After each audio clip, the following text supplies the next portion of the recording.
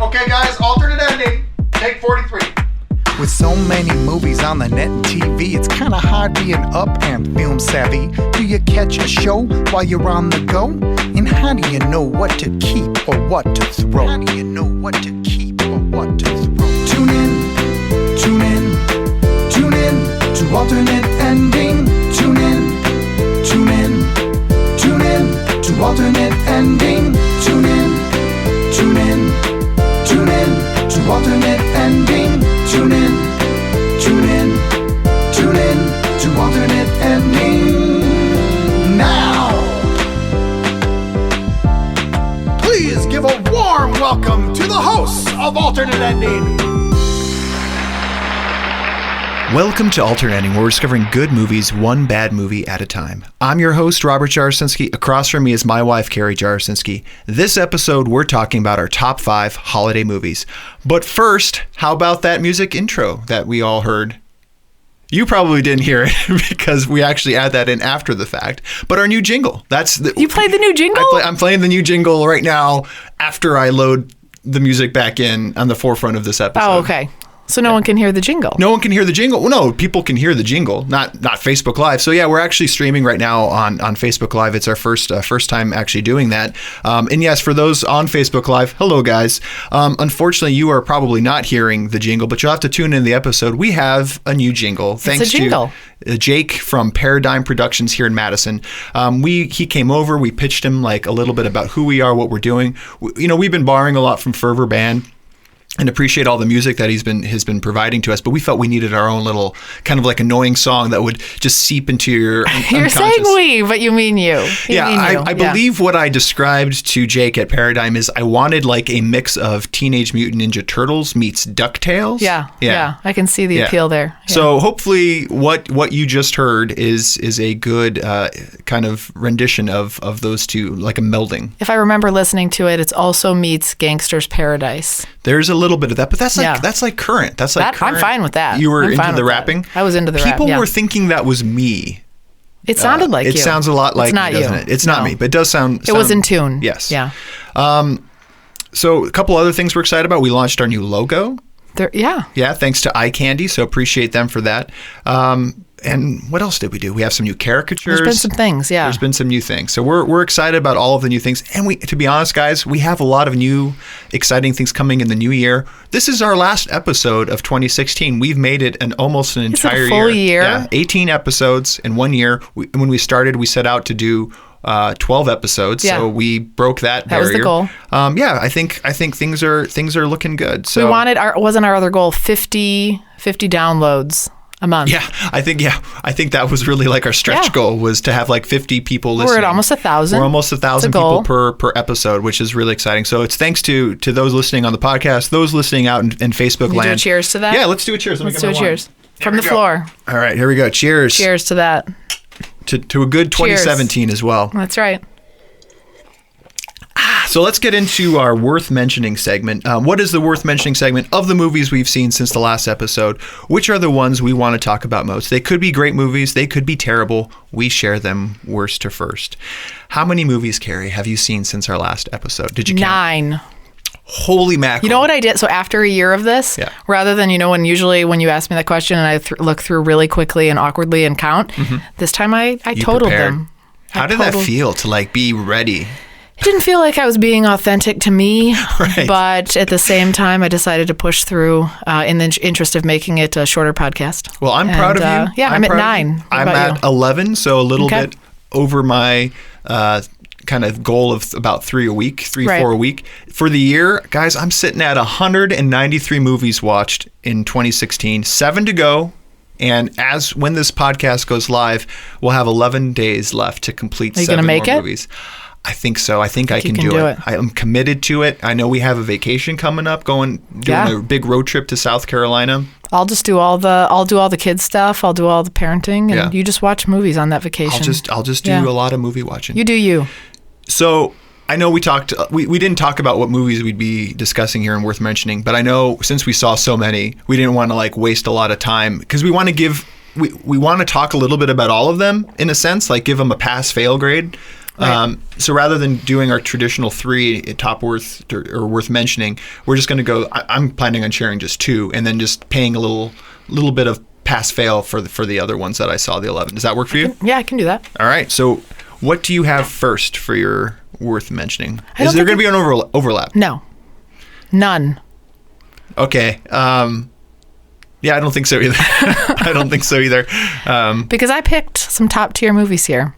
I picked good movies. All right. I picked movies that I think what I really always want to do with this segment, and I don't know if your feeling is different, is I'm really trying to highlight things people may not have seen or may have missed or that are available, easily consumable. Like, right. Is that your goal with this? I just picked good movies. You just picked good movies. Just good movies, yeah. Okay. What do you got? The first one is the 2015 Raiders, the story of the greatest film ever made. Whoa, really? You went there? Did we see that?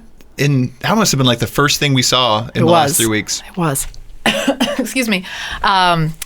It is, as I've talked before about my Raiders, my passion for Indiana Jones. Rob pulled up this documentary that chronicled the life of these 2 boys who went out and recreated shot for shot, which I had no idea what that meant when you said that, but shot for shot recreated Raiders of the Lost Ark. And so I thought, this is going to be a ridiculous movie. How could it ever hold up to the standards of Raiders of the Lost Ark? I mean, and it didn't. But the idea of what these kids did over the course of 7 years, it chronicles what they've done, as well as they start this when they're, I think, 11-year-olds. 7 years goes by. They end up having, like, if you're familiar with Raiders of the Lost Ark, the airplane scene where, like, I don't know how to reenact it, but where they're like, whoa. Well, no, it's a giant shirtless man. The giant shirtless man fighting Indiana Jones. And there's a fight, and then he like gets him in the plane is circling. There's a dead guy. Sorry, spoiler in the airplane. It's not a spoiler. And he's fallen onto the controls, right. So the plane is just spinning, circling, and there's a propeller.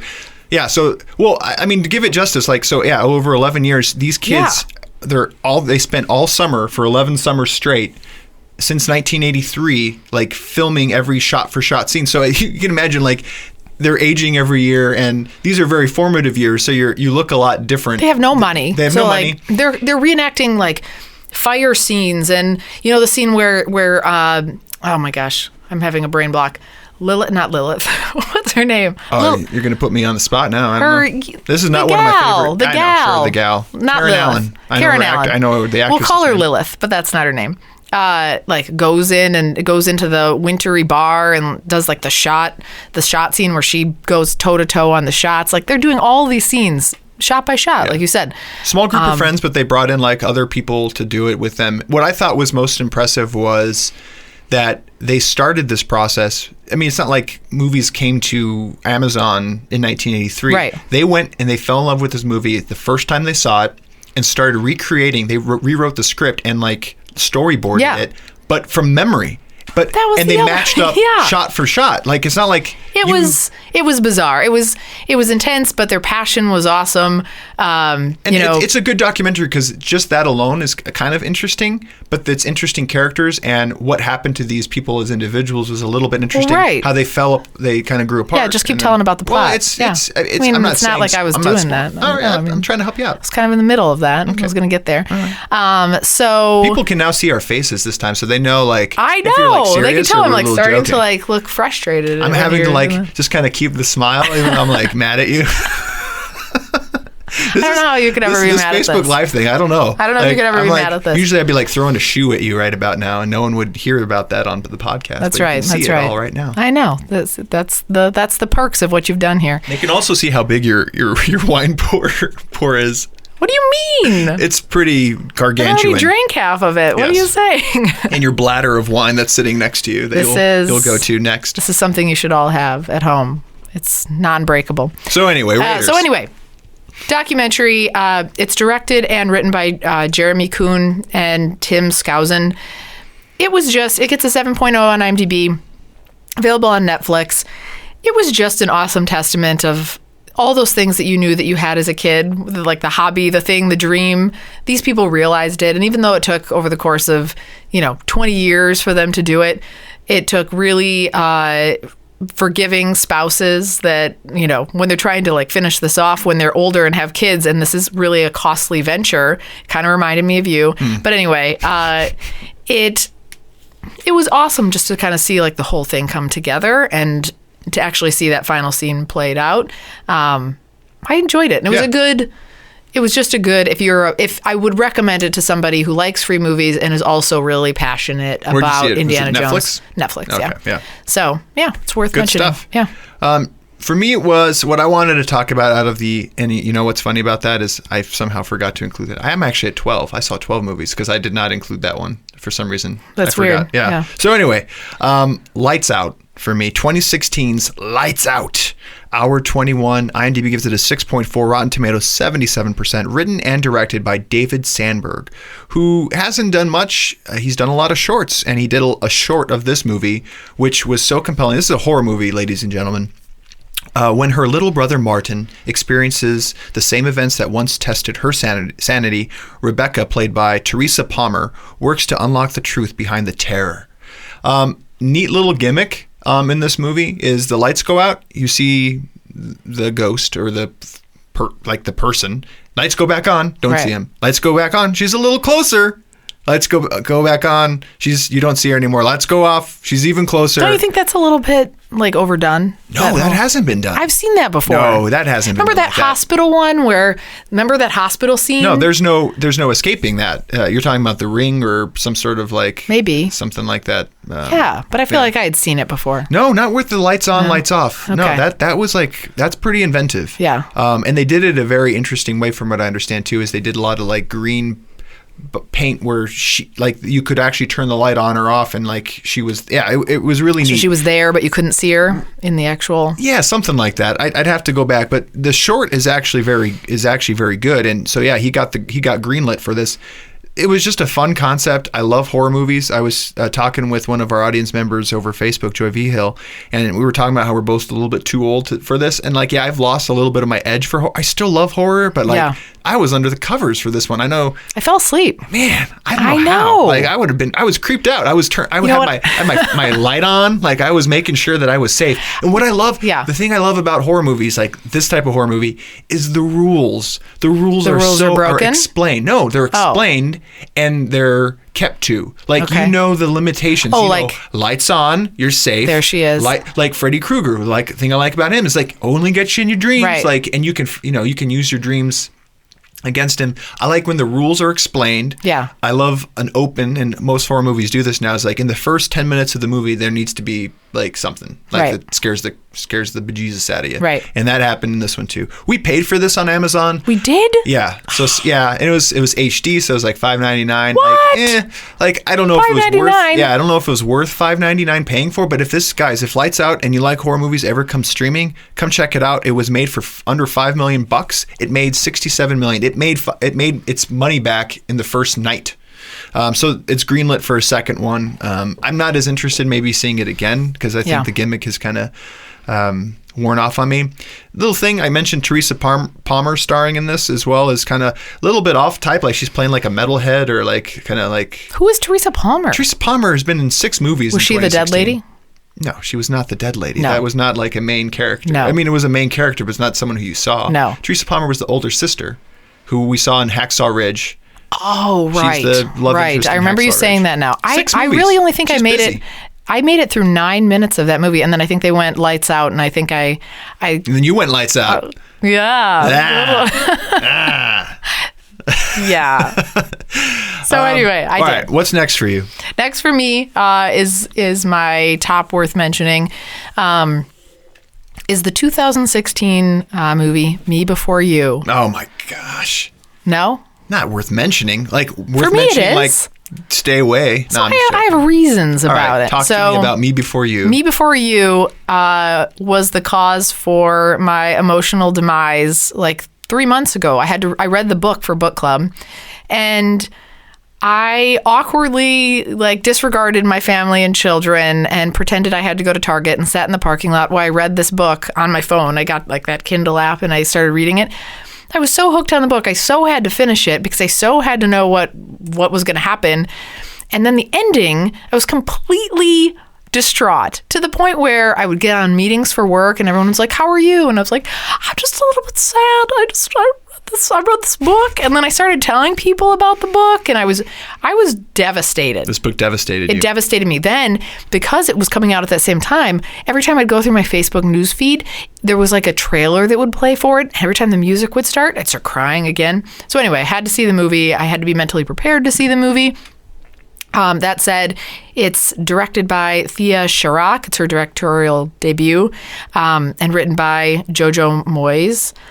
Oh my gosh. So anyway, there's a Me After You too, right? There's like a sequel to this. There is. Which I don't get. If you've seen the movie, you've read the book, someone will have to explain to me how there is a sequel to this. Like, there is. Yes. So the plot of this one is Emilia Clarke, who you might know from Game of Thrones. She's in a bunch of stuff. Right. She plays like this super cute, smiley, like perfect looking girl. Perfect looking.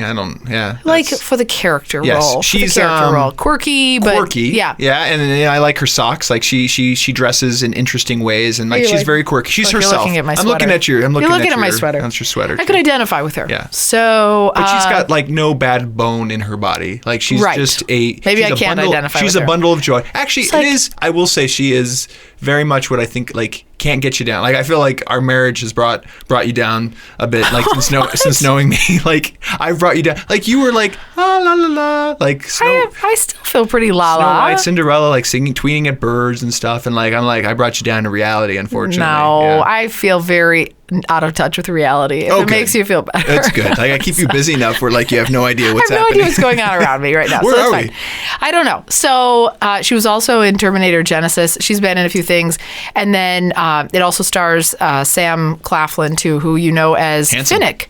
Handsome guy. See, he's not my thing. No, he's too scrawny. People in a wheelchair, not your thing. Yeah, that's a bit much. No, it's too much. I didn't say it. You said it. I don't think I did. So Finnick from the Hunger Games, not a fan of him from the Hunger Games. He's a bad guy. But anyway, she is a girl that lives in this small town, works at a cafe. She ends up getting let go. She goes in, gets hired for this position to take care of a man who's been paralyzed, who is Sam Claflin, and ends up developing a relationship with him. And it's the story that comes from that. Again, I go back to just devastated by the book. Just everything about it. My heart still hurts when I think about it. Spoil you can't anything. spoil it. You can't spoil it. But I'm just angered by it. Like I'm just angry. You're angry. That's real. That's an understandable feeling for you to have. This is a common thing that I think we talked about after, or we talked a little bit about it afterwards. It was like this was a common problem that people had with it, like that people had with the book. People didn't love the ending, right. And a lot of people were angered about the ending, and again, rightfully so. But I think anytime a movie for me can evoke feeling like that, a movie might be, the fact that you're talking about it afterwards or it calls into question or wrong. I was talking with a coworker who had someone who was paraplegic in their family, and we were both talking about this and just saying that. We were not happy with the book and necessarily. I didn't read. The movie. I understand it's pretty close, right? Like no, that's what I was. No, it's not. No, it's not. No. But the ending is the ending. Is the ending. The ending has to happen. The ending is the ending. So what we were talking about, like it's easy for us to sit back and right. pretend like that we would know what that lifestyle is like and what that limits you to or what it doesn't limit you to, and for us to judge and say, so yeah, it's probably not for us to say, like, to each their own, right. But at the same time I was still upset. Yeah, so. That's fine. And the one thing I would say is anybody who read the book didn't like the movie as much as they should have, because they did leave out a lot of really important components that were character building and character developing and kind of story developing. That made you understand the characters a little bit better. And they eliminated those probably just because of length of the movie. So I think if you read the book, you may not have liked it. But I think if you hadn't read the book, you probably liked the movie. So yeah. And that gets a 7.5 It's a good thing we kept to 2, because I feel like we're going to be going long on our 2. So next up for me was the last one I really want to talk at length about is Swiss Army Man. 2016 Swiss Army Man, hour 37 minutes. IMDb gives it a 7.1. Rotten Tomatoes 68%. written and directed by the team of the two Dans, Dan Kwan and Daniel Scheinert, starring Paul Dano, Daniel Radcliffe, and briefly Mary Elizabeth Winstead. Really focuses on the first two characters. A hopeless man is stranded on a deserted island, befriends a dead body, and together they go on a surreal journey home. Yeah. Yeah. That's about it. You loved it. Made for $3 million. You're telling me for $3 million you've seen something like this? Is for me like when we were doing our top low budget movies. Right. This is well done. $3 million. Like well spent $3 million. It's a very stylistically appealing movie. Sure.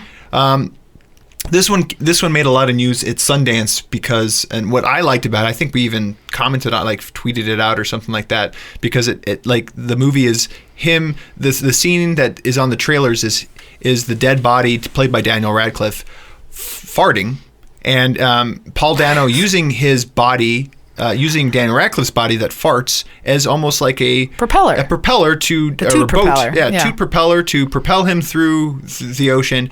Swiss Army Man, basically, like he realizes that this dead body, he can use him in a variety of ways to improve his situation, which he is stranded and kind of like trying to find his way home. I really like this movie. I'm sure you did. And I've seen some comments on Facebook that you have posted with Angie Iozzo, one of our audience members, Angie Santamaria, excuse me, and saying that you guys did not like this, that you might have fallen asleep a couple times and had to wake yourself up. This is good. This is a good movie. Is it? Kathy Clark, another audience person, backs me up on this, that she loved it. Yeah. Yes, it has farts in it. Okay. That should be its selling point. Like, that's where I was like, I'm going to love this movie. That was the selling point. That's how Paul Dano... But then there were other things that drew it down for me. When the directors approached Paul Dano about this role, they said... the reason what got him was they pitched it to him like this. The first fart makes you laugh. The last fart makes you cry. Wait, is that a serious thing? That's a serious thing. That's what got him. He's like, I'm in. Guys, I'm in. It is so much more like it is a weird movie. It is weird, but not too weird. Like I don't think it's too weird. It's absolutely too weird. No, it's not too weird. It's absolutely too weird. It is not. Like there are a lot of strange things that occur between these two people, but it is all a big metaphor for things that are very relevant in society about like not being true to yourself, not being willing to take chances, like holding things in, like a fart. Yeah, I don't think I've ever heard you fart. I don't. That's why. So it's not that you wouldn't fart in front of me. It's just that you just don't fart. I don't actually. You just don't fart. No. Okay. It doesn't exist in me. I have no problems. I'm very comfortable with you. Yeah, we know. I just farted right now. No. I did. Yes. It'll get to you. Just wait. Be patient. Open the door. It is a little hot in here. It is a little warm. I've added extra foam to the surroundings, and it is. It's bacon in here. It's bacon. The fart didn't help. That's right. Yeah. I am extremely uncomfortable right now with what you're saying, but your sister said this well. It is Weekend at Bernie's, and I actually had this down before we talked to her today. Weekend at Bernie's meets, what did we say? What were we saying? Meets the Wilson. Castaway. Castaway. It is that. It is that in a little bit, but then it's stylistically a very independent movie. It's what you would expect a Sundance movie to be very much about. Did you notice that the main character's name, Paul Dano's character, was named Hank Thompson? No, I didn't. Tom Hanks? A little bit of homage. Was that a thing? Oh, yeah, for sure. That's a little bit of like a little wink. So I didn't actually catch his name. Okay. The Daniel Radcliffe's character was Manny? It took me like 3 passes to get through this movie. I fell asleep 3 different times trying to get through this movie. It was, for me, again, it was fine. You don't feel like you were moved by the message that it was trying to say? No. Okay. It was too embedded. I didn't get to it. I was just distracted by like a lot of bodily...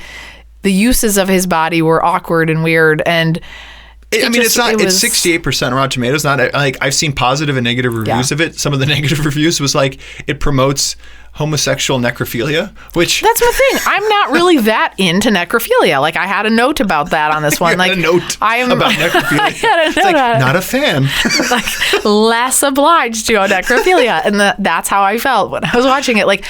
I actually am really uncomfortable about death in general. So like the fact that there's this decomposing body and this guy's like interacting with it, like made me a little bit uncomfortable. I liked it. I don't know. Surreal. I don't know. The aspects of it, and I like the message that I feel I got out of it. Sure. And it may not have resonated with you. It might have done what, like I think for you, like you just like it a little bit more straightforward and not as weird. It was a little too weird for me. I get it. It And was again, inventive. To me, it was inventive. I do love a good toot. Like, I won't disagree there.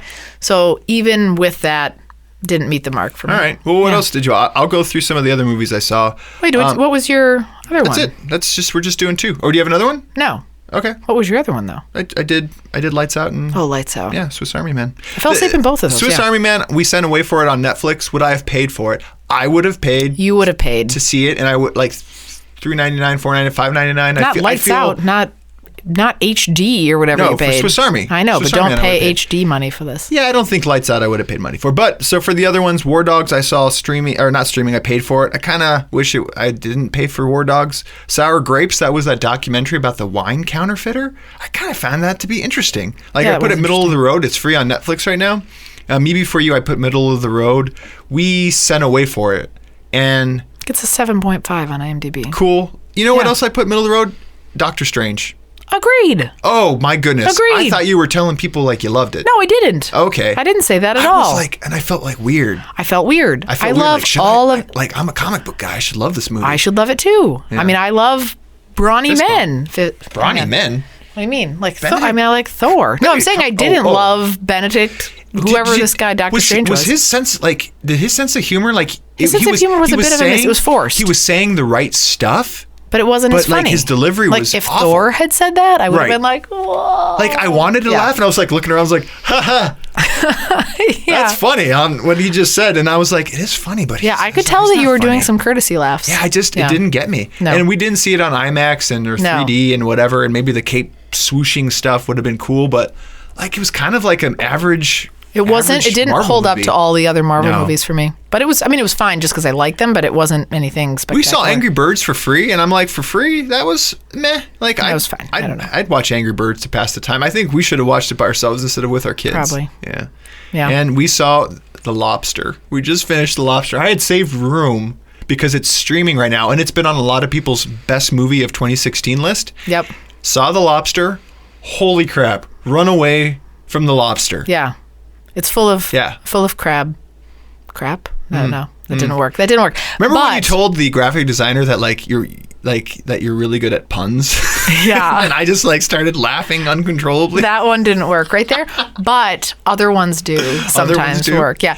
But wow, The Lobster. If you loved Swiss Army Man, no, please don't do that. I get you what you're will love saying. The Lobster. You're saying it's independent. It's equally weird and independent. Maybe even more weird than Necrophilia. It is just the tone is off for me. It could have been so much more. The Lobster is about at a certain point of age, if you don't find a partner in life, you turn into the animal of your choice. Right. And cool concept, pretty interesting. And then they went dark, and it's it was really weird. creepy. Yeah. Creepy. Did we decide what animal you would be? I think I said a bear. You're a bear. Why? I don't know. I don't want anything where a lot of bugs get sleeping for a long time. Seems pretty sweet. The hibernation aspect. Yeah, you do like to eat. You like honey. He's not vegetarian, which I'm not. Right. But he gets to eat. I say he. I guess I'd be a he bear. Right. You could be a she bear. I could be a she bear. I could. See but that. eating salmon would be sweet. Honey. Smoked salmon. And we had just watched Jungle Book. I'm surprised Jungle Book didn't make your list. Oh, mistake. Oh no. Bit of a problem. I did like that one. Yeah. Yeah, very you good. regret that. I do regret Jungle that. Book's good. I talked about Raiders of the Lost Ark, a documentary before that. See Jungle Book. Potentially, I know you can't see it in theaters, but that would have been awesome in theaters. It would have been pretty sweet. Awesome animation. Remember, you can find more details about all the movies we've watched at our website, alternatingpod.com. That's alternatingpod.com. Before we head to our break, I want to thank all our listeners who support the show and make their Amazon purchases through our site. Did anyone make a purchase? Doing it is easy. Sorry. You're not letting me get through my spiel. I have a spiel I have to get through. Know. Just go to our website, alternatingpod.com, click on our Amazon banner, and seamlessly go about your purchases. All proceeds go to making our show better. Since our last show, Carrie, here are the things that were purchased. 2-piece, female to male, 9.5 millimeter TV satellite antenna. Awesome. RF coax adapter. I don't know what that is, but that sounds awesome. Yeah. Do you understand the female to male, male to female, Yeah, I male, do. male, female, female? Yeah, I got it. You understand? Yeah, I totally do. One goes, yeah. Also purchased Vega all-in-one sports nutritional shake, berry flavored, 15 ounce. Someone's bulking up, maybe getting doing some health shakes. Okay. And then cast iron reversible griddle, 20-inch by 10-inch griddle, black. That's awesome. Does anybody not get black griddle stuff? I don't know, pink Rob. griddle. I don't know. Thanks, guys, for all your purchases. When we get back, we're going to be talking about our top 5 holiday movies. Catch you then.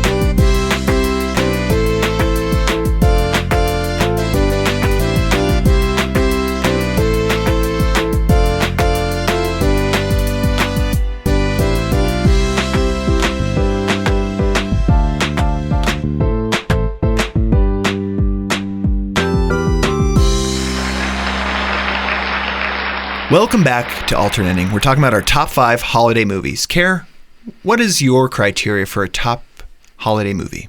So I don't know. You don't know? I don't know. That presents a problem since that's what we're talking about. So I have a right now. nuanced question for you, which may or may not switch out one of my Now's a things. good time for questions. Like, Now's a good time to as clear the up. episode Okay. is kind of unraveling. Do movie shorts count as a movie? No. They don't. Okay, good, because I didn't do that. Okay. Good. Quick adjustment. I'm going to just do a few deletions. Yeah. So that said, it is a movie with Christmas and or Christmas themes. I'm going to hold you to this, and you're going to have to defend that. There's nothing to defend. No problem. No. For me, like, here's what I struggled with, right? Like, I just came up with this, like, right before we came down. I'm sure, yeah. It is, for me, a Christmas movie. If you remove the Christmas element, if you remove Christmas from the movie, does it still work? Yeah. Would your movies hold up to that? If you removed Christmas from it, would it? Because if the answer is no, it wouldn't work. That is a Christmas movie. If there are things in the movie that depend on Christmas, that is a Christmas movie. I have no idea what you're saying right now. So, like, but, okay, give me an example. There's a movie and the actors are, oh, it's Christmas. Oh, that's cool. That's not a Christmas. Like, you could change that to Thanksgiving or Hanukkah. Gotcha. or it's holiday movie, so Hanukkah would apply. So if there's a Christmas tree and or a snowman? Right, and that could be any scene. Like, they could be on a beach instead, and the plot would be fine without Christmas. Like, you know what? So that to me is and we're saying Christmas. I'm sorry. I'm saying holiday movies. Let's represent Kwanzaa, Hanukkah, all of those things. I don't have any Kwanzaa movies. Which I'm bummed about. I'll talk about later. I missed out on a movie. It's The Night Before, which may celebrate other things. Oh, I have that one. I have that one. You didn't see it. We just got it on Netflix. I'm lying to you. All right. Okay. So I feel good. But do you feel we will have overlap? I feel we will have some strong overlap. Probably 5. No, we will not have 5. No. Okay. I'm saying 2. Oh, if we don't have 3 overlap. 3 overlap. I was just going to say, if we don't have 3, there's some questions that I have. Okay. Well, let's start us off. Number 5. So because of the commentary on not being able to include animated shorts, that eliminated my ability to put in Frosty the Snowman / Rudolph the Red-Nosed Reindeer. Oh, because they're both short, sure. Yeah, they're shorts. Yeah. Otherwise, get them out of there. So because I had to get them out of there, I had to swap in the 1995 flick While You Were Sleeping. What did we just say? What do you mean? What did I just say? Does it... While You Were Sleeping? Peter Gallagher? You remember his name? Sandra Bullock? Bill Pullman? The fact that you actually know their names. Movie. Yeah, it's good. I know the movie. The reason that you know their names and that you remember it is because it sticks and resonates with you. How is this a holiday movie? Because the whole thing is built around Christmas. I'll tell you about the plot. So all right, the movie would not succeed, would not be able to happen if there was no holiday. No. There was no Christmas. Because she slips on the ice at one point, and so winter could have been Bill winter? Pullman. It was winter, but and she looked into the window and there was this Christmas tree. And she was like, "I'm drawn to you, and I feel connected to you because of talk about this movie. Talk about why you were sleeping." So, so directed by John Turteltaub, written by Daniel Sullivan, stars Sandra Bullock, Bill Pullman, Peter Gallagher. Thank you for introducing the character line to me. That's what I do. I'm glad you remember it. 1995. Lucy, played by Sandra Bullock, I think it takes place in Chicago.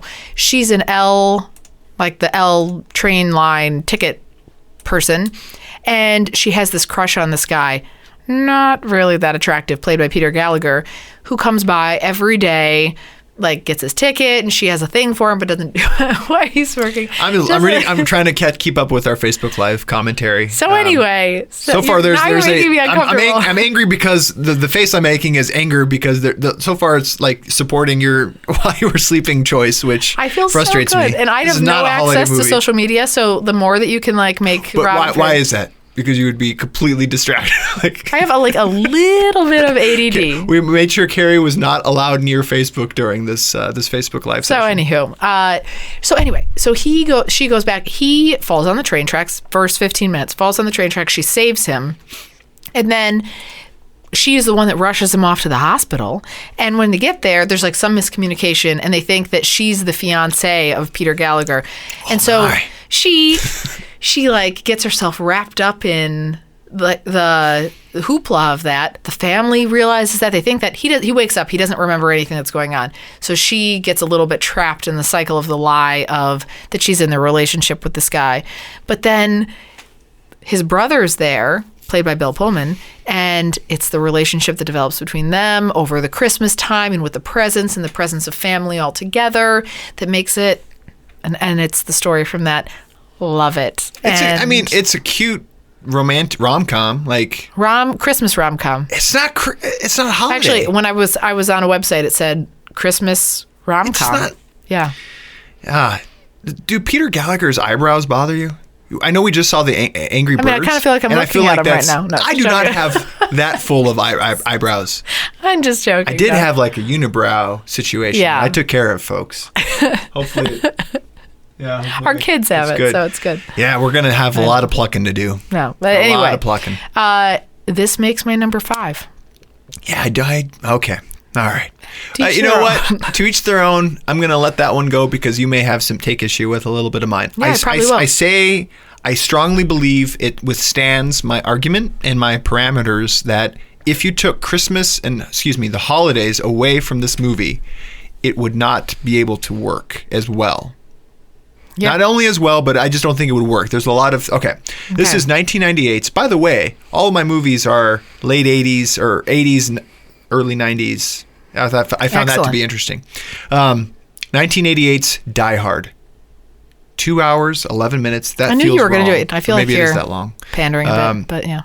No, there's no pandering. I feel like everyone likes Die Hard. We actually had an audience member tweet us and do this whole CNN. CNN just released like, is Die Hard a Christmas movie? And a lot of mixed emotions on that. Yep. And that's where I developed my whole like, if you took Christmas away from Die Hard, it would not be as great of a movie. There are so many scenes infused with holiday that rely on the holiday aspect. It's an office party. There's wrapping paper. I haven't seen it. You haven't seen Die Hard? I don't. Are you leaving? I'm thinking about it. Are you trying to do it? I mean, it wouldn't be the worst thing. You have not seen Die Hard? Talk about the rest of my movies. You have not seen Die Hard? I mean, I think I have, but I don't remember. You would know if you've seen one of the best movies. Who's the hermaphrodite? Jamie Lee Curtis? Is she in there? Why do I know that that's who you're talking about? It's only hermaphrodite that I think... Is she in there, though? No, she's not in there. You're thinking Trading Places, which is a holiday. No, I'm thinking of True Lies. Okay, there's a True Lies as well, too. So... Die Hard is number 122 all-time list on IMDb. It is an 8.2. I think I've seen it, but I don't remember 92%. Christmas, I guess, maybe. It's all built around... Okay, synopsis. Let's see if it's in the synopsis here. John McClane, officer of the NYPD, tries to save his wife, Holly... Whoa. Christmas Holly... and several others who are taken hostage during a Christmas party at Nakatomi Plaza. So could it have happened if it was a Thanksgiving party? It would not have worked. Why? Are there Thanksgiving parties? Yeah. Does your office celebrate a Thanksgiving party? Yeah, we do. You guys get together? Yeah. You guys look for any excuse to party. For sure. It would not have worked. Nominated for 4 Oscars. Starring Bruce Willis. Everybody knows this movie. You have not seen this movie. I think I have. You have not seen this. McClane. I do the voice all the time, and you laugh at me, and I feel like you know what I'm talking about. And now it's like my levels are all high because I'm angry. I know. Right now. It's actually your hair. I'm actually laughing at your hair when you say McClane. Yeah. Right. There you go. McClane. Hans Gruber. Alan Rickman. I think I've seen it. Maybe. Oh, we're gonna watch this. I'll watch it. We're watching this tonight. Okay. I'm just so angry. I know. So anyway, yeah, audience members Phil LaRucca, Mike Garrigan, Dwayne Jarrell all gave plugs to this. So I'm not pandering. It's 3 people of our audience, of many. I didn't even look at the audience. list, so I don't know. Yeah, it's a great movie, and it does require the holiday. It doesn't work as well without the holiday. So that was my number 5. Number 4 for you. Number 4, I think this might match up, or it should match up. Wait. Yeah. No, wait. Yeah. 1954's White Christmas. No. No. Wait, it's not your number 4? It's not on your list? No, I don't have it on my list. And I know this was one that we had to go back and put the time in to see it because so many people... Oh, I loved it. So many people... I was like, what is this movie people are talking about? So I haven't seen that. We ended up seeing that. I think you saw it separately. I saw it separately trying to do the thing. And you loved it, huh? I loved it. Enough to be number 4? Or is it one of these things where you just didn't have enough movies? Nope. Okay. I had at least another movie. So it's directed by Michael Curtis. Curtis? Written by Norman Krasna. Stars Bing Crosby. Didn't realize that. I was like, who's this handsome older man? It's Bing Crosby. That's funny. I thought, when I saw, because I don't know Bing Crosby very well. Yeah. And I was like, I thought he was the younger guy. Oh, no. I knew he wasn't that guy. I was like, the older guy doesn't really... And I'm going to get a lot of hate for this. Yeah, you are for sure. Not my type. Super cute. Nice eyes. Super cute. Yeah. Nice blue eyes, the sweep. Yeah. He was very nice. Danny Kaye, Rosemary Clooney, and Vera Ellen. A successful song and dance team becomes romantically involved with a sister acting team, and they team up to help out this failing Vermont inn. So the movie starts off where the two characters, the Bing Crosby and Danny Kaye characters, are at war. And then it quickly wraps up to the war is over and they're coming home. But then it's the relationship that they have afterwards. Their colonel in the army starts... Major General, sir. I watched it. I took the time. So they... You're ruining my swing here. He starts this Vermont inn in the hills and it's not doing very well. And so they come and try and bring a show to his thing so that he brings a bunch of business there. And so here's the thing, a few people commented too, I'm not really into musicals in general, and I'm not really into the whole, as a general pet peeve or a general rule, I don't love when people are just having a conversation and then all of a sudden they're like, oh, and they start singing. It's not really my thing. But for this particular movie, it worked. The storyline was awesome. I loved the setup. There's some good dance scenes. Good dance scenes. No, the music was good, music, and I love Bing Crosby in general. That's what bothered me a little bit. So Brad Newman, an audience member and also colleague of mine, pointed out to me. Did you notice that what name scrolled across the title screen when this movie shown? Blank's White Christmas. Bing's? Irving Berlin, who wrote the song White Christmas, right? But not in 1954 when this movie was released. Originally it was 1942, a movie called Holiday Inn. Yeah. And so this to me is a little bit of well, Bing Crosby's getting old. Let's figure out another way to get this song 1954, 12 years later. Let's figure out a way to milk this White Christmas song. I've never seen a composer, a song from the music of right. That's what the movie is based on. To me, this was and the problem is I'm from a family from my parents are both from Poland originally. They have no frame of reference for classic movies, so this did their love of movies started with my love of movies. So I don't have a affinity towards this movie. I've never seen Miracle on 34th Street, which is also a problem, probably. Yeah. I don't know. I enjoyed it. So the really? whole thing, I felt that's amazing. That's good. Good for you. In general, I love that kind of music or that style of music. So it was one of those things where it drew me in because I liked the music. It made me feel like I wanted to grab a cup of cocoa and sit and watch it, and I liked it. Yeah. But so it made 4. But there's 3 that I like more. The whole plot and the whole tension in the movie is based on misunderstanding. That. So here's my thing. That's drives me crazy. Can I do a thing? Sure, do a thing. I'm not sure if I'm clear on the misunderstanding. It was the most. So she didn't want. I don't think this is a spoiler. So she didn't want she thought that he was trying to promote the general's thing and it was going to make the general uncomfortable. No, not just that, but that he would profit from it. But did she think that they were bringing everybody? No, it was the issue was like he was setting up this TV. And she thought it was just a money thing. It was a money grab for him. Like, he was doing it, and it would make the general feel bad, but also that it would it was a great touching story that he would do it for his own profit. Like, okay. And that was the misunderstanding. And she could have just went over and asked him. Well, you don't do that in the 50s. No, you don't talk not at to all. people. Yeah, a woman doesn't question a man in the 50s. Right. How dare she? No, I liked it. Yeah, I did not. For me, it was. It's not something I I'm really looking forward enjoyed to. it. It's Christmas again. Like, let's. I will watch. This off. I will want to watch it. You'll want to watch this every year. Maybe not every year, but maybe every other. Oh my gosh. All right. What's yours? Something I have seen almost like every single year, in childhood. I haven't seen a lot lately, and then It's going to be on mine. I can tell. No. I don't think your parents would have let you see this. I mentioned that a lot of my movies are in the 80s. This is one that I saw pretty much every year, multiple times a year. I had no problem seeing it because I was not familiar with A Christmas Carol or Scrooge, that whole thing. So my Scrooge was, in fact, Scrooged. 1988, Scrooged. Hour 41 minutes. IMDb.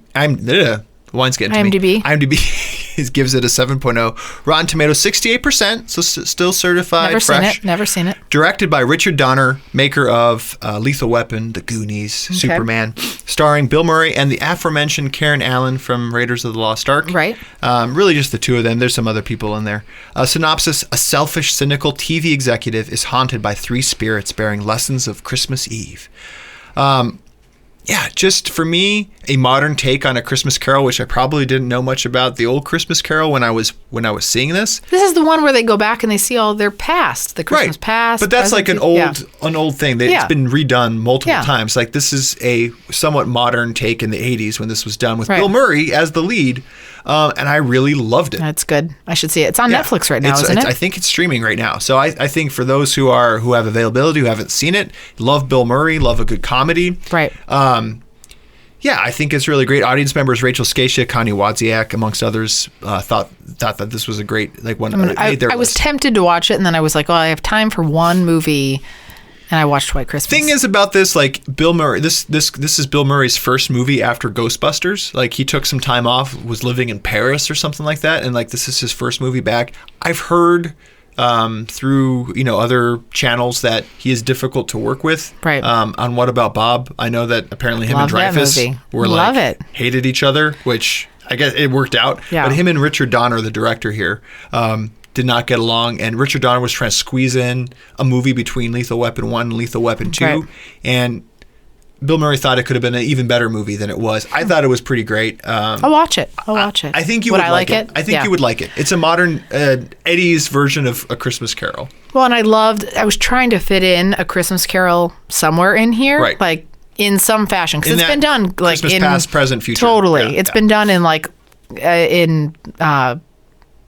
comic form and or like so I was trying to find it and I couldn't find the one to put in here. All right, so that was my number 4. What's your number 3? Here's where it gets really, really good, and here's where you'll go down.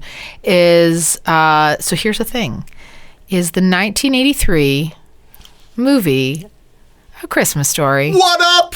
Lining up. Is it the same? Not only do we... Here you go. I was going for... We don't have this worked out. No. Fist bump. We need a better system. Wine glass. But I've included this in many of my top 5 lists. Yeah, you just fit it in wherever you can. Yeah. That's what I was joking with somebody. I was like, it made my top... Sorry, where did you... Yeah, what did you make? It was in my back-to-school movies. It was in my... I also made a comment about it being in my top home decor movies. When you've only seen 10 movies total in your life, like, you just got to fit them in wherever you can. Yeah. But you know what? I feel like the fact that they're really top tier movies like A Christmas Story make it... You don't need to see anything else. No. I'm done. So... It's a good movie. I'll hop on with you, so just go for it. It's directed by Bob Clark, written by Gene Shepard. Stars Peter Billingsley, who produced Iron Man and The Breakup, Melinda Dillon, Darren McGavin, the story of Ralphie, a young boy growing up who sort of dreams of owning a Red Ryder BB gun. And it's such a basic story. Like, it's a basic Christmas story of how he sets out to like convince the world of like why this is a perfect gift. And it's the story of this kid and his little brother, their interactions at school and their interactions with their family. And along the way, it's like how the story of how he runs into opposition between not only his peers, his parents, his teachers, like his friends. Like it's kind of the story of this kid. It's without Ralphie, there is no Christmas. Well, is kind of how I feel. I mean, Yeah. if there is a movie that I started watching, again, foreign-born parents. Right. This is the one that I think is classic. For me. Because I've never seen Miracle on 34th Street Right. or It's a Wonderful Life. I just cut up with last year. This is for me the classic on my list of Just classics. has to be there. Yeah. And what I love about it is you described the plot. Yeah, that's the plot. Yeah. It's the very detailed touches throughout that I think people hold on to and grasp onto. It's his little brother bundled up in full garb, right. waddling out. It's something with Santa, like the fear of Santa, like how creepy Santa is. Which, yeah, totally. It's like the leg lamp. Yeah. That, like, all of those things are not on their like, they're just nice, specific, detailed touches. Like, as a writer, right. you're always looking to try to add something very specific and detailed in there that will stick with people. Right. And there are so many of those within this movie that just stuck with me. Totally. Yeah. I love this movie. It gets an 8.1 on IMDb. It's just one of those classic movies that 89% are Rotten Tomatoes. Wow. So critics love it. Like it too. I don't think you can. This was interesting to me. Director Bob Clark also did Porky's and Porky's Never saw 2. Porky's. Oh, you're in for some fun. It's just a very quite the opposite. Well, I don't know. Are there if it's hookers? opposite. Yeah, it's kind of something like that. It's I like thought there were teenage, hookers, yeah. like hooking up in the 80s, Okay. kind of. I wouldn't like it. But it's also like a time period piece where it's like based in the 60s or 50s or something like that. Like, Okay. yeah, I really like this movie. Peter Billingsley, grown up, looks very much still like Ralphie. I know. But has is gone good on or to bad. direct and Yeah. produce quite a bit. Friends with Vince Vaughn. It's interesting. Audience members Dorley McNeary, Laurel Hose, Caitlin Helgerson, amongst others, really liked this movie as well Yeah, too. So they you share cannot. our love of this movie. So who goes next now? So I guess I go next. You took my number 3, so we're both on That's number 2. my number 3 too. Yeah, so we're on number 2, right? So that makes I go number 2. Yeah, you always, yeah. I always go first, right? Go ahead. I feel like we're going to line up.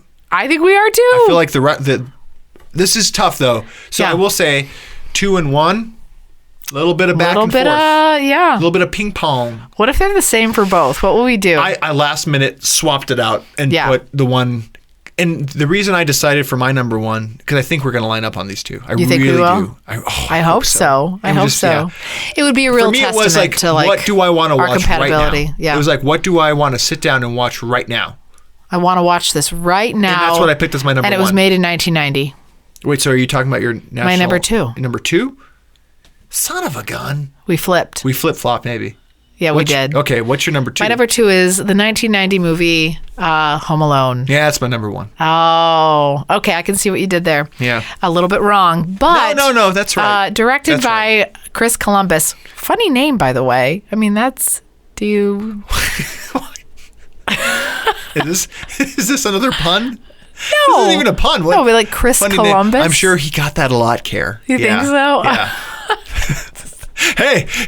Hey, Christopher Columbus. Hey, what's going on? You know what's funny about that? Yeah. His production I feel company is really- called 1492 Pictures. Oh, of course so it is. He He owned it. He owned He it. owned it, Yeah, yeah. he stepped up and my goodness, Care. That's really. Right. No, I just mean okay, whatever. Way to make me feel bad. Now I feel bad. Hey, did you notice his name's just like the Explorer?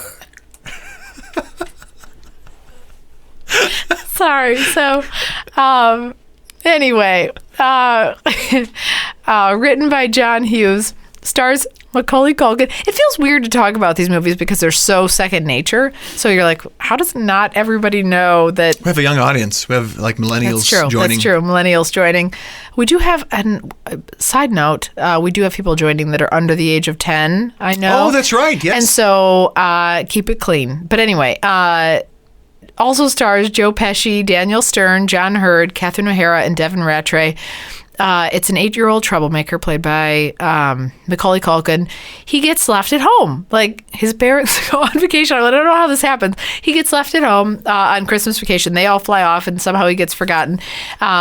a pair of burglars come to his home to take their stuff, and they swing by early, and they're like, as everybody's police officers, gone. like, hey, just checking the neighborhood. There's been a lot of break-ins recently. Want to make sure you guys are safe. They're like, oh yeah, we're heading to France or something. We're leaving. So they've pre-burgled Florida. Yeah, and did their homework, and he is still at home. So it's played by Macaulay Culkin, still at home, and it's how he protects, so to speak, his house against these burglars as an 8-year-old when his family is gone.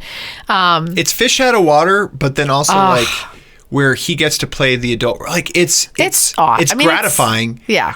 So 1990, Macaulay Culkin's 8 years old. He's an 8-year-old. Yeah. I'm 8 years old when this movie comes out. Right. Did you feel like him? Oh, I was like, this is my dream. You could totally do that. I wanted to do this. Like, I was like, parents leave. Like, I got this down. Like, I wanted to set there's booby traps. There's booby traps, yeah. So, like, I would have loved to be Macaulay Culkin if someone would burgle my home, but go to the grocery store.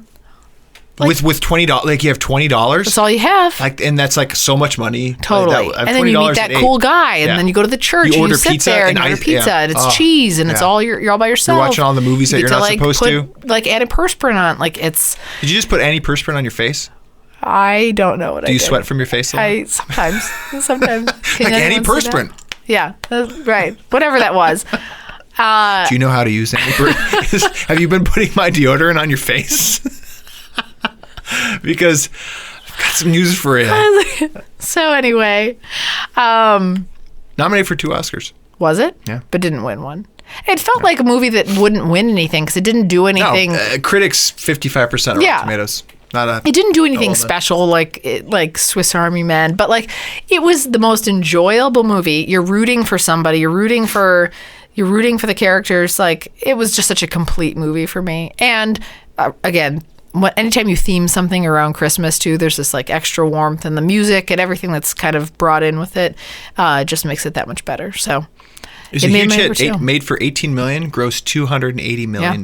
Did you know that Joe Pesci intentionally avoided Macaulay Culkin on set because as a kid he wanted to actually think that he was mean, so he wanted to like build up his character. So he wanted Macaulay to be afraid of him. Yeah. And all Joe Pesci needed to do was send him a copy of Goodfellas. Like that would have been that would have done or Casino. Yeah. All right, because Casino wasn't out yet. So it was one of those movies that I could watch over and over again. And inspired by Uncle Buck. I don't know if you read that part of it. Is in Uncle Buck, there's a scene where the new boyfriend comes over and Macaulay Culkin is in Uncle Buck and coming to court his older sister, and Macaulay Culkin's just sitting like face to face with the boyfriend in the room, like interrogating him, like much like what a father would normally do. And John Hughes, this is written by John Hughes. Love the concept enough. It's like let's use this for a standalone movie. And when I was laughing upstairs as we were preparing for this episode, the movie Home Alone is considered a traditional Christmas movie in Poland. Interesting. It has aired on national TV during primetime Christmas season ever since 1990. In 2011, the movie aired on December 23rd with an audience of over 5 million, making it the most popular aired Christmas season in Poland. Do you want any more of this I hear, yes, I would like some more wine. There's a little bit there. Philarica was commenting that I was shortchanged earlier on. You get more and more awkward. I'm going to butcher wine, this audience member's name. Lake Khan, Tim Rausch, and others also voted for. So one other thing on this, and this is something I like. So John Hughes, generally speaking, I feel like we've talked about John Hughes too much. We've talked about him too much. Last couple episodes. Let me tell you something else about him that I really like even more now knowing this. I might talk about him later. You might. Okay. So, you know the scene where Buzz. Who makes the movie is Buzz. But anyway, so Buzz pulls out whatever. He doesn't make the movie, but without Buzz, it would be less of a movie without Buzz. Sure. He pulls out the picture of his girlfriend, and you know how she has like the braces, and So he pulls that on, and then Macaulay Culkin, or what's his name in the movie? Kevin. Yeah. Kevin. Oh my gosh. Yeah. So Kevin's like, oh, Buzz, your girlfriend, woof. And like, there's that whole scene. Right. So did you know, you might not know this. You probably don't know this, but, so cocky. I know. So cocky. The art director from the movie, that's actually his son. Oh. And they dress the son up as a girl with like braces and pigtails and whatever, and a wig. That's Devin Ratray dressed up as a girl? Right. I don't know what you're saying, but yeah, whoever it is. Who played the guy? Spike. So it's the art director's son. So somebody unrelated to the movie dresses up as the thing. And because he felt like he didn't want to be critical of a girl. Like to pick a girl. Hey, well done in 1990. Right? Yeah. Like to not like bullying. Right. Of Yeah, that whatever. would have, because then that girl Yeah, what if you're the girl with the braces and the would have whatever? been that girl forever. Right. Oh, so it's smart actually choice. a dude. And so it makes me want to see even more Good job. John Hughes movies. And even though I've seen many of them, because he makes Christopher Curly Columbus Sue, movies, Uncle but- Buck. yeah. Yeah. Chris Columbus. You know what I mean. Yeah. So I'm going to watch more John Hughes movies because of that. Yeah. Written by John Hughes. I know. Yeah.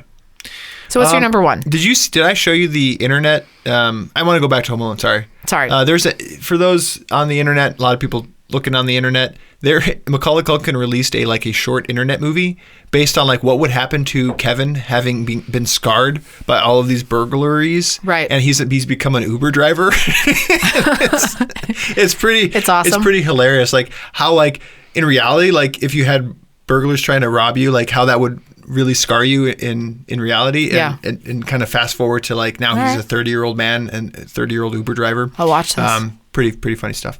All right, so I'll let you just wrap it up. Number two. No, you took we know my... this. Okay, you took my number. Okay, number two. Line it up. What's your number? My number one is your number two. I think so. So what is it? Fist bump ready? National Lampoon's Christmas Vacation 1998. I feel so... Yes! We matched up for 3. I know. That's sweet. Just like we thought we would. 1 hour, 37 minutes, short and sweet. IMDb gives it a 7.6, Rotten Tomatoes 64%. Directed by Jeremiah Chechik. Not a lot of credits, not a lot of good credits. Benny and June, Diabolique, The Avengers. Written by John Hughes. I said John Hughes would be a prevalent person here. Starring Chevy Chase. God, I love Chevy Chase. I know. I just like Chevy Chase. Fletch. Although he has tinted glasses now as an adult. I had tinted glasses. I know. For a bit until you It's almost a deal breaker. Me. Yeah. Beverly D'Angelo, Juliette Lewis, Johnny Galecki, Randy Quaid. The Griswold family, once again, back for a big family Christmas, predictably turns into a big disaster. Hilarious. How can you go wrong with this movie? So many funny things that happen in this movie. Christmas bonuses, raw sewage pumped in, people taken hostage. The squirrel in the turkey. Lights. I have a Christmas sweater, folks. For some people at work, I thought you were going to wear it, this. actually, now that you said that. Yeah. Ugly sweater party as well. I wore it. I'm very proud. That's why, like, maybe inches into one, but if I had to pick a movie to watch right now, I'd want to see Home Alone. Is that so? I'm going to call it back, so I don't want to spoil anything. Is the dog scene this one? A dog? No, that's is the grandma? That's Summer Vacation. Vacation. Sorry, National Lampoon's Vacation. And the grandma on the roof is also Vacation. Summer Vacation. Okay, just want to be clear. Yeah, keeping it straight. Yeah. Sorry, but yeah. I just really love it. I laugh in so many scenes. Chevy Chase's face and sense of humor, like his facial expressions. Yeah, I know. It's great. There's nothing about this that you can't enjoy. Yeah, very quotable. Like a lot of quotable scenes. Why don't you quote something, Rob? There's a knot here, Dad. You deal with it, Russ. Good one. That's from my sweater. I was going to say, Muleki Maki Fiki is the place for me. Remember when he's like fantasizing about the pool in the backyard? Oh, yes, the pool. Yeah, that was awesome. Yeah. And he would have regretted it. It was a good thing that the bonus didn't come. He didn't put it in the pool. Yeah, no one wants. Doesn't make sense. Doesn't make sense when you're living in Chicago or wherever he's living. No. Yeah, Julia Bistel, Becky Garden, Kathy Clark, audience members all like this movie as well too. So, yeah, we made it through a top 5. Should we go to let's do honorable mention. Oh, we have a lot to do. I'm skipping over like way too much stuff. I wanted to talk about White Christmas. You did. I also had The Ref up there for me. Never saw it. Gremlins, another one where like I don't think people think of it as a holiday movie, but without the holidays, it's not a movie. The Family Man. I wrote a song. I fell asleep in that. I wrote a song for you based on about that. Really? About that movie. Yeah. What movie? What song? Kind of hurts me a little bit. It does? We'll talk about that later. The Family Stone, the Santa Claus, play on words there. Yeah. Oh, I love Santa. Was that Tim Allen? Tim Allen, yeah. I did like that, yeah. Lethal Weapon, The Nice Guys, Kiss Kiss Bang Bang for me. Anything else that like was close to the list for you? Just the Frosty the Snowman movie shorts, Claymation, Christmas. Right. Those made it close for me. Well, every episode, we randomly select one member of our audience who share their top movie picks based on those submissions. Here are our audience's top holiday movies. 5th place, Scrooged. Lining up, folks. Fourth place, Home Alone tied with Love Actually. Third place, White Christmas and A Christmas Story. Yeah. Second place, Christmas Vacation. And first place, did not make either of our lists. No. Elf. You know. And I like it. I like it too, but not enough to... Not a big top Will 5. Ferrell fan. Not top 5 for me. Is that his name? So I randomly selected a winner in advance using my random between algorithm, and our winner this week is Michael Milson, new member to. I don't know who that is. Yes, this is a very exciting. Yes, good job, moment. Michael. He voted for Christmas Vacation, so good taste clearly. So I'm glad he's joined us. Michael, shoot us an email at contact@alternateending.com. That's contact@alternateending.com for details on how to claim your free movie rental on Amazon. If you want to win free movie rentals like Michael, be on the lookout for our top 5 movie posts and share your favorite pricks. Don't do that. That would be embarrassing. I'm going to be getting a lot of photos now. I don't even know what that is, but it feels weird. When we get back, we're going to be talking about our recs. So we'll talk to you then.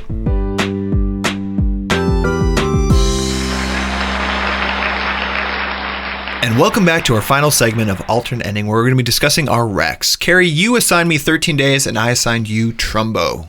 Talk to me about Trumbo. Trumbo. Directed by Jay Roche. Written by John McNamara. Stars Bryan Cranston from, what's the weed movie? Breaking Bad. Fame. Also Thank Malcolm you. in the Middle. Diane Lane, Helen Mirren, and Louis C.K., who I didn't know was actually an actor. It takes place in 1947, where Bryan Cranston plays Dalton Trumbo, who's a screenwriter in Hollywood, and like the top, like he's what? No, you made me watch smirking. our Facebook comments. I'm smirking. I can Whatever. multitask. Okay. But you're distracted by my smirking, so I will focus on he you. is he's a socialist. He's a socialist in the time in 1947. He's a communist. That's that too. No, it's straight up communist. That's the thing. He's a that registered communist. Aren't they the same thing? No, No, they're not different. necessarily. They're slightly different. He's a communist. He comes in and he's very open in the public forum about his political leanings, and at that time, because of that, he was like persecuted. So he was persecuted for his political beliefs. Not just him, but this takes place in the early 40s. Through the 40s, in the and then early into 50s. the 50s, Yeah, in the where 50s. obviously the Cold War was going on, Right. And there was this whole let's figure out who the communists are. It was this big battle between Russia and obviously and the he was United in the States. public eye, so they knew that he was. So he ended up being blacklisted and jailed because of his political beliefs.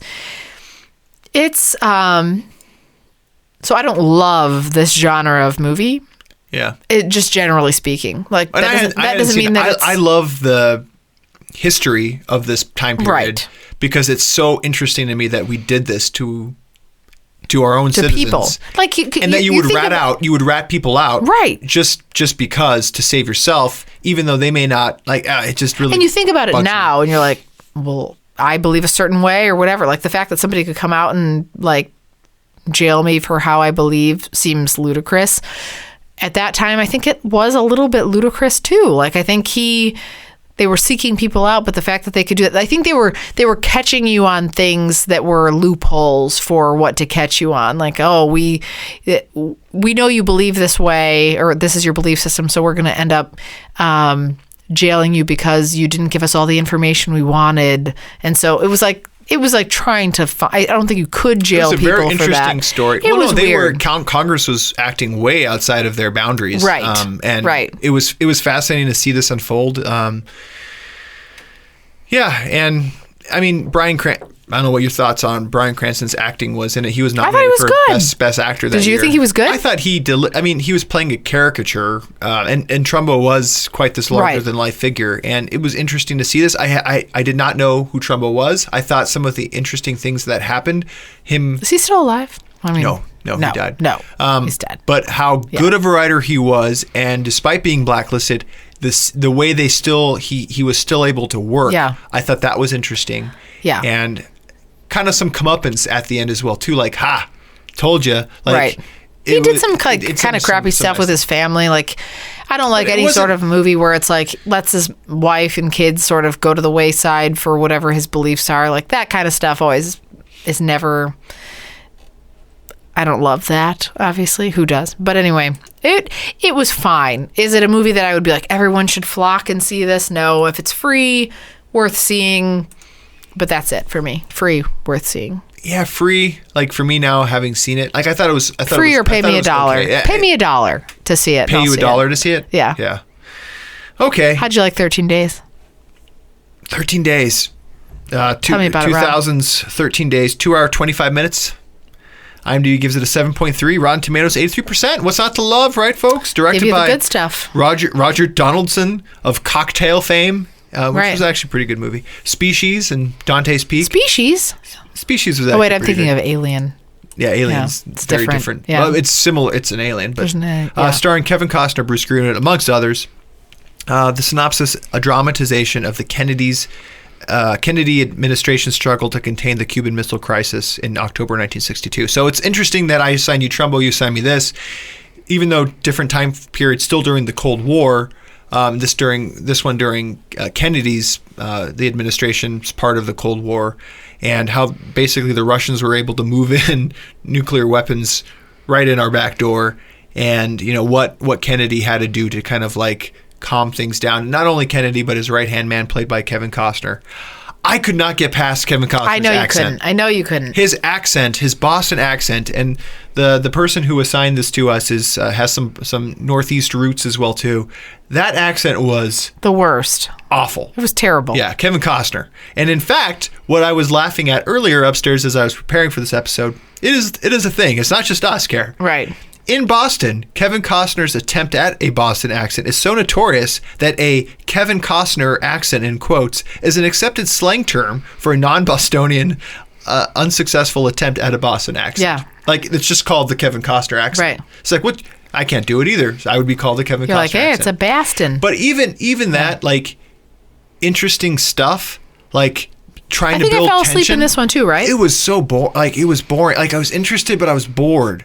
Like, I wanted to, like, I was curious about the history. Like, I kind of wanted to just watch the History Channel's version of it. Like, It didn't need to be a dramatic movie. Right. Because it was dramatic and historical, but, like, there was nothing compelling me to see people talk and, like, negotiate things. Right. That's why the Cold War missed the mark for you. Yeah, it missed the mark for me. Like, would I have seen it for free? I probably would have even avoided it. Okay.